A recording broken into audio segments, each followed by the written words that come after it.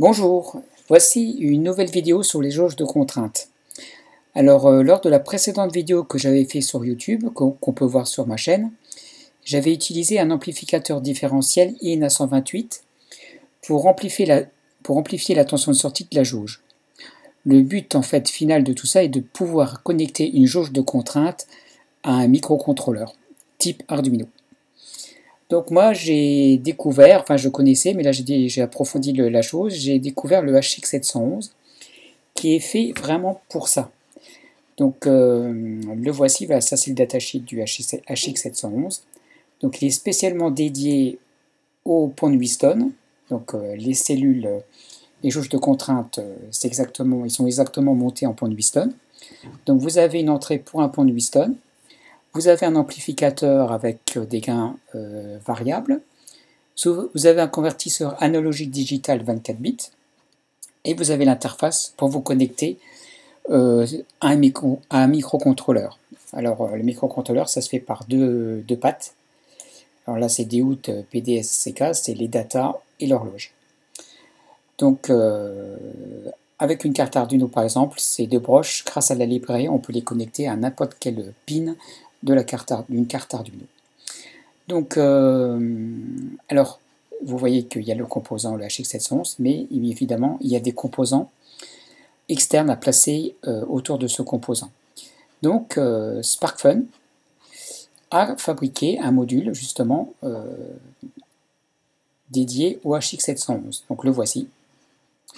Donc, alors, pour tous ceux que ça intéresse, là, ils font un tuto sur les jauges de contrainte complet et vraiment très intéressant. C'est vraiment la chose à lire sur les jauges de contrainte. Donc voici le module. Et là, vous avez un tuto complet sur les jauges et un tuto complet sur le module HX711. Donc le revoilà. Donc voilà. Alors voilà, il vous donne plein d'explications, donc c'est très intéressant. Voici la plaque, le module, donc le HX711. À gauche, vous avez la connexion de la jauge de contrainte, red, black, white et green. Et à droite, vous avez l'alimentation, les data, clock et GND à connecter à une carte Arduino ou à un autre microcontrôleur.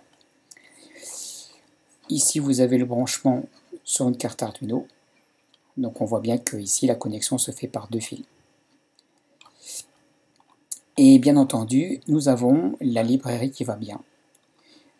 Donc pour l'Arduino Code, vous avez deux liens, JTube Repository et HX711 Library. Donc HX711 Library, c'est la librairie dédiée au HX711 pour Arduino. Il y a un exemple aussi, mais c'est pas celui-là qui va être utilisé. C'est dans le deuxième lien, celui-ci, le JTube Repository, qui est là. Il y a toute la documentation sur le module SparkFun, donc l'implantation sur Eagle, le datasheet, et vous avez dans le dossier firmware, vous avez des exemples à utiliser sur Arduino. Donc on utilise la librairie ici, mais on utilise les exemples ici dans le lien ici, au-dessus. Donc ici, vous avez la connexion, l'utilisation se fait en deux temps. On a la partie calibration, où on va on va téléverser un programme dans l'Arduino pour trouver en fait le facteur d'amplification, ou le facteur de calibration. Voilà. Donc il est ici, il est à moins 7050, et on va pouvoir le régler pour le calibrer par rapport à notre jauge de contrainte et à son échelle. Puis quand vous avez trouvé le facteur de calibration, le deuxième exemple, c'est pour lire en fait les données, et là on les affiche sur le port série, sur le moniteur série. Donc en fait ici, il faudra mettre, donc c'est, alors que je ne dise pas de bêtises, il est ici.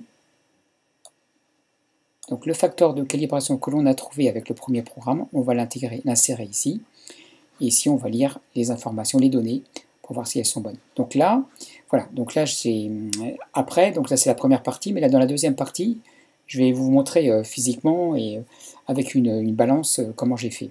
Et vous verrez que c'est très facile. Une chose encore, moi le module, moi je l'ai acheté sur AliExpress pour pas nommer. Moi j'ai acheté le module ici, celui-ci, puisqu'il est même format, même branchement que le module SparkFun. Ok. Maintenant, si vous voulez le trouver sur un site français, ben, il y a Gotronic qui lui vend le produit, le module SparkFun. Voilà. Donc maintenant, première étape passée, la deuxième étape, je vais vous montrer en deux exemples l'utilisation avec une carte Arduino et une jauge de contrainte avec une petite balance que j'ai fait. Enfin, sur deux balances. Bon, à tout de suite.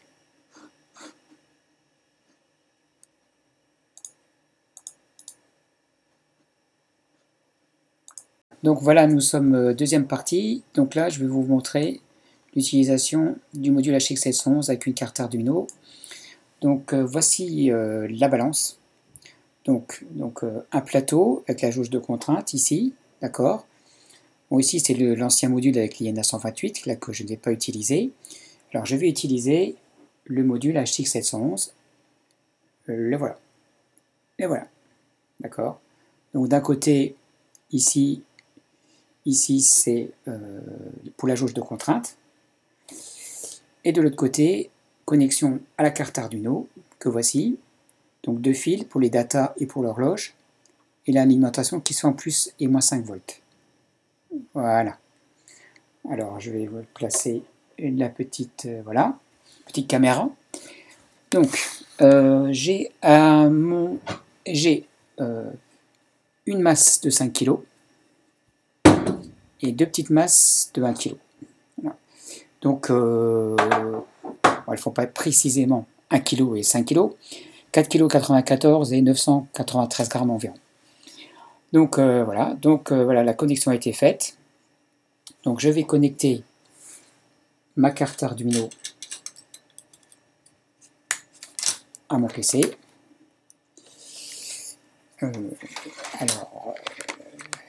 Pardon. Voilà. Alors je vais vous montrer. Alors, donc je vais réduire la vidéo. Donc voilà, alors j'ai chargé, donc j'ai installé la librairie Arduino HX711.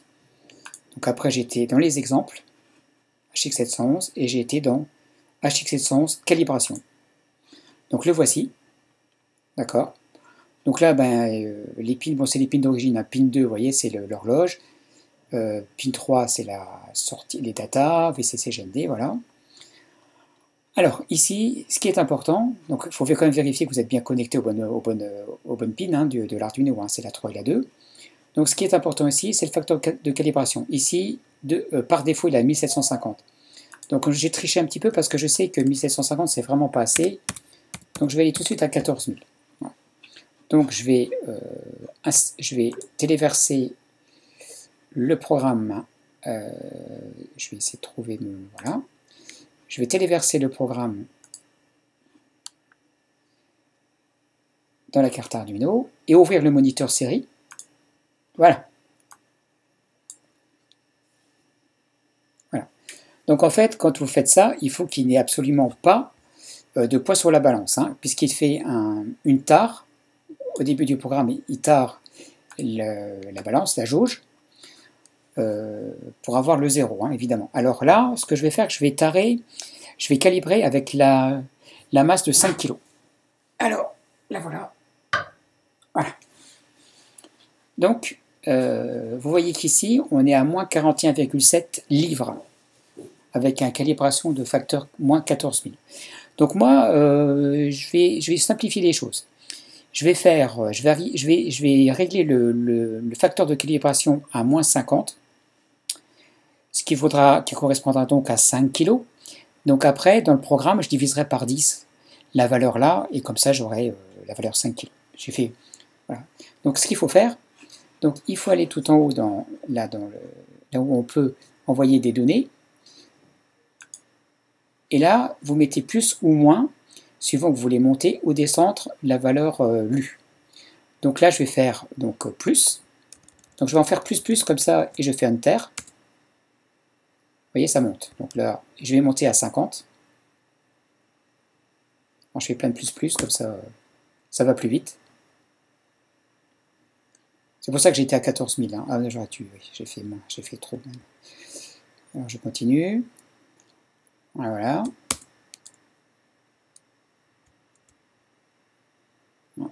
J'aurais dû régler, j'étais trop haut. 14 000 c'était trop.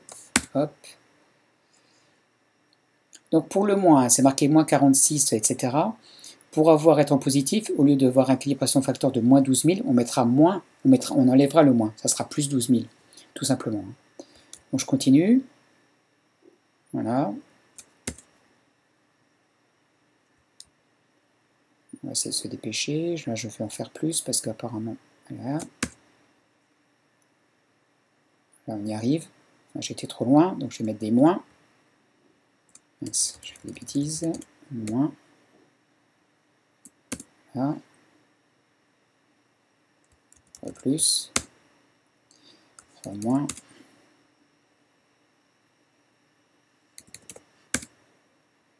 Ah. Voilà. Donc voilà. Alors nous avons pour 50 livres, alors moi je vais dire, je vais diviser par 10 dans mon programme, ça sera 5 kilos, d'accord?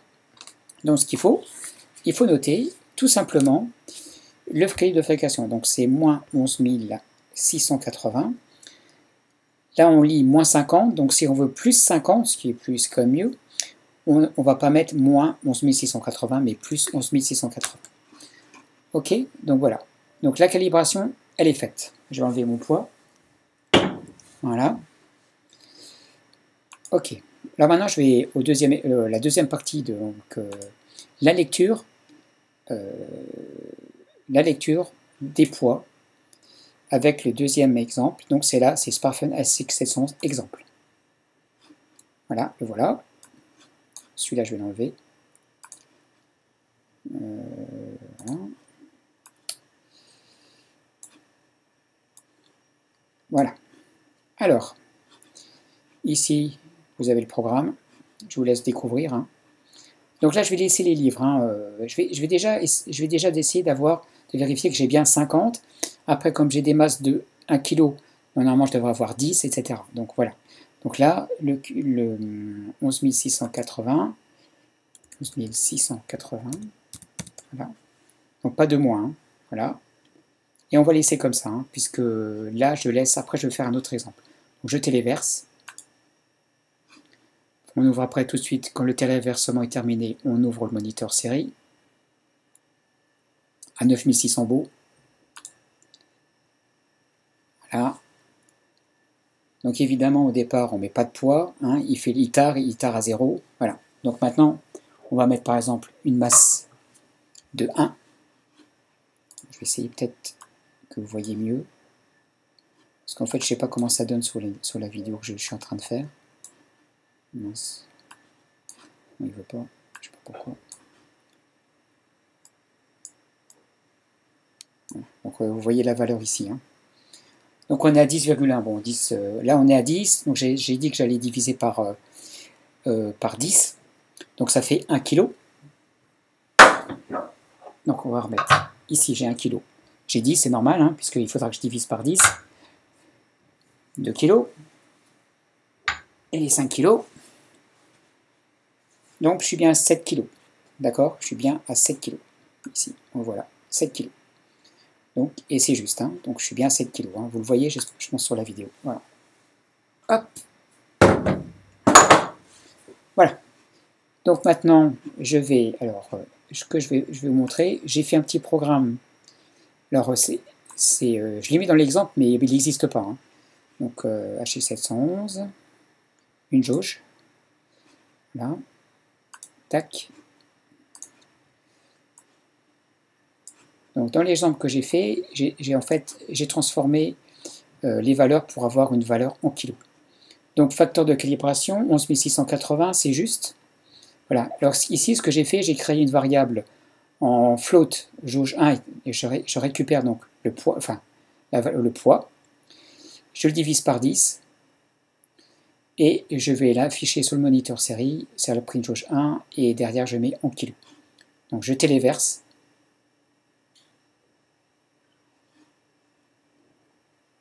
J'ouvre le moniteur série.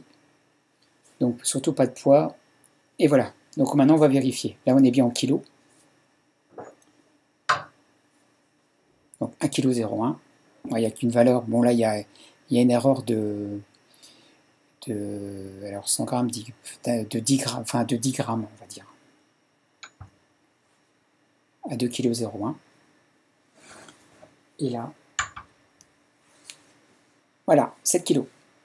Alors c'est vraiment très précis. Je suis très content. Ça marche très très bien. Voilà, alors deuxième partie de cette vidéo. Maintenant, je vais quand même vous montrer ce que j'ai fait avec une balance avec 2 jauges de contrainte. Et comment j'ai fait pour les brancher sur une carte Arduino. Voilà, à tout de suite.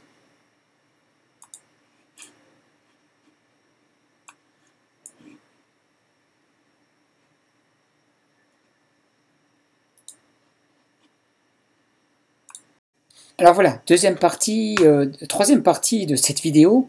Alors je vais vous montrer vite fait. Alors ça c'est j'ai fait une balance prototype, mais je ne conseille pas, c'est avec 2 jauges. Donc on va le plateau. Voilà, 2 jauges. Voilà, donc je vais essayer de vous approcher. Voilà. Donc deux modules HX711 reliés à chaque jauge. Carte Arduino. Alors la seule différence, qu'il faut faire attention, c'est qu'il faut choisir 2 autres pins pour data et clock. On peut choisir n'importe lesquels sur une carte Arduino grâce à la librairie. Donc voilà, donc je vais vous montrer vite fait. Voilà, donc je fais. Voilà. Alors là, à la limite, voilà le programme que j'ai fait.